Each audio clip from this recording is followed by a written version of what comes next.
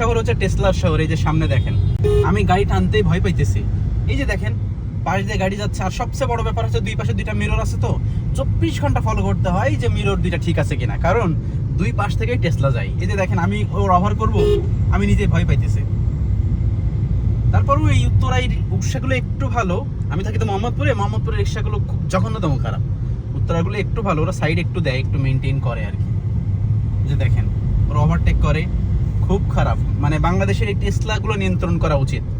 আমি আইনের খুব ভালোভাবে বলছি, মানে আইনের দিকে আমি তো খুবই অগ্রগতি, আইন অনেক ভালো চলছে, কিন্তু এই বিষয়গুলো একটু মেনটেন করা উচিত। রিক্সাগুলো মিনিমাম রিক্সাগুলো, আর আগের রিক্সাগুলো ছিল ওইগুলো শিখছিল, যেগুলো পায়ে রিক্সা ছিল। কিন্তু এখন এই অটো রিক্সাগুলো তো ওরা মানতে পারে না, ওরা হচ্ছে নিয়ন্ত্রণ করতে পারে না। নিয়ন্ত্রণ করতে পারে এমন কিছু ব্যবস্থা করা উচিত। কারণ বাইকের লাইসেন্স আছে, আমি বলছি না লাইসেন্সের ব্যবস্থা করতে, কিন্তু ওদের নির্ধারিত জোন করে দেওয়া উচিত এবং নির্ধারিত ব্যবহার সেবা করে দেওয়া উচিত ওদের জন্য, মিনিমাম রিক্সাদের জন্য।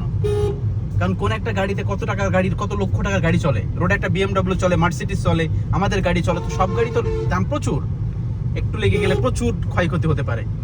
এই যে সামনে দেখেন, তো এই সব কিছু মিলে এগুলো একটু মেনটেন করা উচিত আইনের দৃষ্টিতে আর কি।